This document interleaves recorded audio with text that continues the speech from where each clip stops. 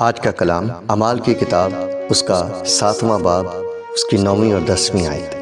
اور بزرگوں نے حسد میں آ کر یوسف کو بیچا کہ مصر میں پہنچ جائے، مگر خدا اس کے ساتھ تھا اور اس کی سب مصیبتوں سے اس نے اس کو چھڑایا، اور مصر کے بادشاہ فرعون کے نزدیک اس کو مقبولیت اور حکمت بخشی، اور اس نے اسے مصر اور اپنے سارے گھر کا سردار کر دیا۔ آمین۔ میرے عزیز، مصیبت کے بدترین وقت میں بھی خدا آپ کے ساتھ ہوتا ہے تاکہ آپ کو آپ کی مصیبت سے چھڑائے۔ خداوند کی حضوری ہمیشہ آپ کے ساتھ ساتھ ہوتی ہے۔ بہت دفعہ خدا آپ کی مصیبت میں اپنا کام آپ سے لیتا ہے۔ خداوند آپ کے ساتھ ہے، وہی آپ کے پاؤں چٹان پر رکھے گا۔ ہاللیلویا۔ آئیے دعا کریں۔